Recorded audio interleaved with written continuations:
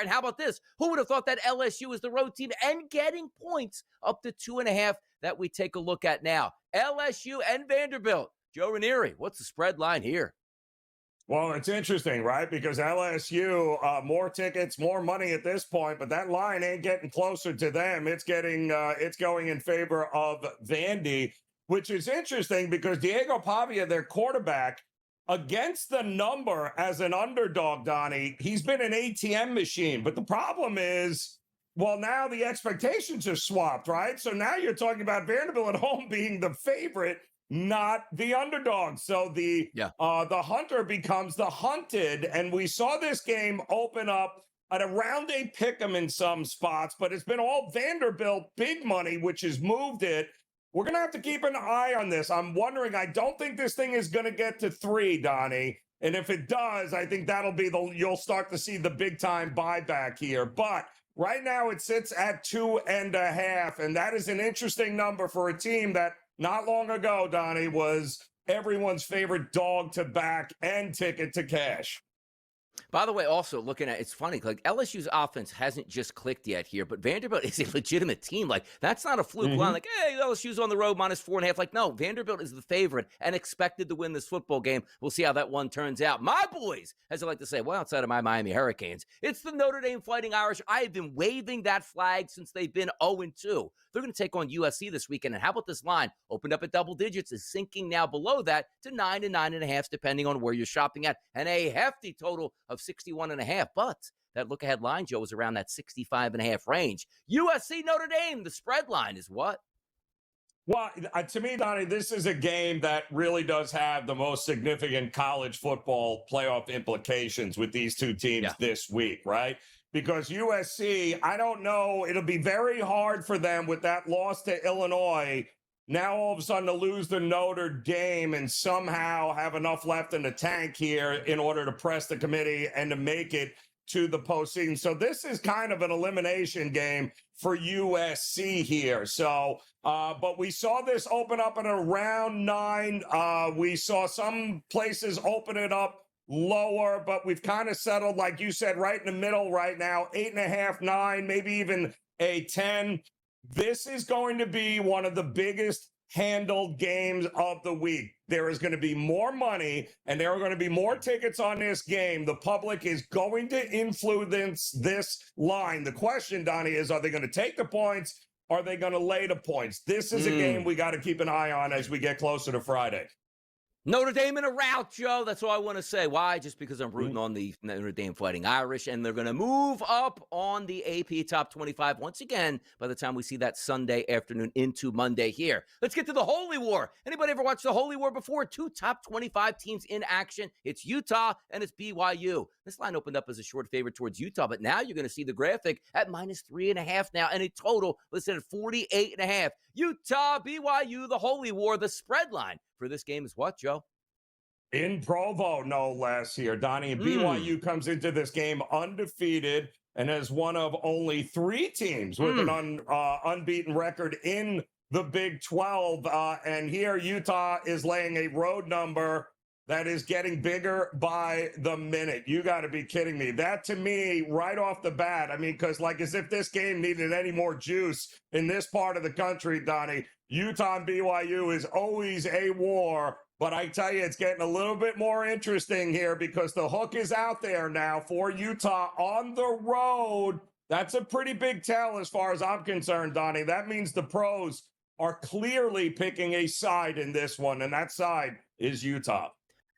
College football this Saturday. Matter of fact, you don't even have to wait till this Saturday. All week long football.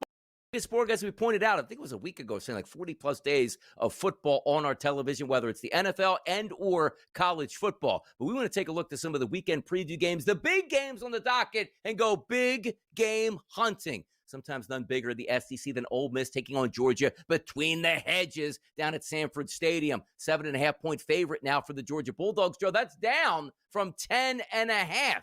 The total, 53.5. Lane Kiffin coming to town with Chambliss at quarterback to take on those dogs.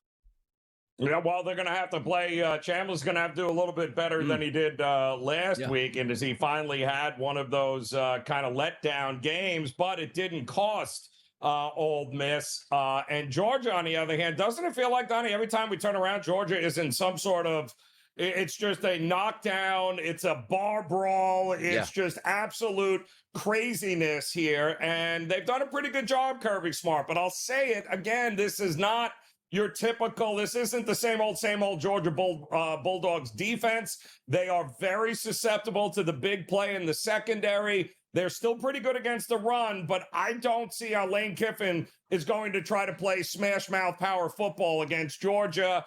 I think Ole Miss will bounce back. A much better effort is coming, and it's going to be all about the passing game for Ole Miss in this one.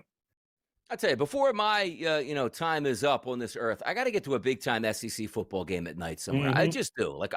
I love the passion. I love the pageantry. I love the history of that conference here. And again, a huge game coming up at 7:30 p.m. in Alabama, Bryant-Denny Stadium, Tennessee versus Alabama. This line opened up at 8.5, still sitting at some outlets at 8.5. Now some have dropped to as low as 7.5. A total, Joe, the look ahead was 52.5. That's bounced all the way up to 58.5. Alabama resurrecting their season after a tough loss opening night to Florida State. They look like they're back. Offensively, Donnie, they are back. Between Jam Miller running the ball, electric back there, but it's the passing game here that has absolutely impressed me here with Alabama. We're talking about, Tyson, there's a reason why he has been running up the boards for the Heisman Trophy as well. Those odds continuing to get better and better on him. It is one of the better passing offenses that we have seen. It does harken back to the Saban days. The problem is it's not the Saban defenses of Alabama right now, which means Tennessee is going to put up points here. I just think Alabama puts up more, but I agree with the line move on the total, Donnie. How are we sweating out an under in this game? Yeah, exactly. Let's get some points in this game. A little Ty Simpson action, launching it downfield. A little Aguilar. Good stuff here. And by the way, 80 degrees, no precipitation, and light winds at Bryant-Denny this weekend. Good scoring temperatures here. Let's take a look at 7:30 p.m. on Saturday night. Also, USC and Notre Dame, a rivalry rekindled, and a spread that opened up around double digits has leaked just below that to 9.5, depending on where you're shopping at, and a total of around 61.5. That's actually down from 65.5. Notre Dame lost to two top 5 teams this season as their first 2 losses of the year, but have been on a rampage since. Does that rampage continue in South Bend with a victory and maybe a cover over SC, Joe? Well, we talked about this on the spread lines, Donnie. This is a de facto elimination game for USC. I mean, let's be honest here. That loss on the road to Illinois, not great here. If they lose this one, like the market says they are going to, this is going to be very hard for them to bounce back into the conversation of the postseason. But if you're Notre Dame, now that USC is ranked inside the top 25, Donnie, you got those early losses will not hurt as much if you win this game and win it convincingly. And I think ultimately that's exactly what's going to happen. Another one of these games I want nothing to do with the under with. Nothing. But by the way, if you opened up the show and you missed it, shame on you. But during spread lines, we talked about LSU and Vanderbilt. But now we're lucky enough and we're nice enough, we're going to get you caught up. LSU Vanderbilt this weekend. Oh, my goodness. Vanderbilt is a favorite over LSU. Ring the alarm. But actually, they probably should be. Home field advantage. Diego Pavia, quarterback, 48.5 as a total. Is Vanderbilt good enough to knock off LSU? Heck, Joe, they're favored to do it.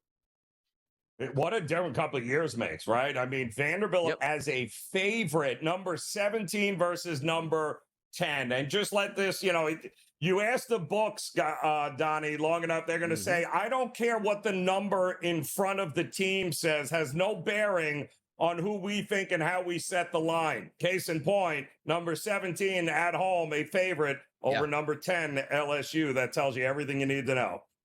Ooh, that SEC is banging this weekend. We'll see if some of these big games and how they turn out.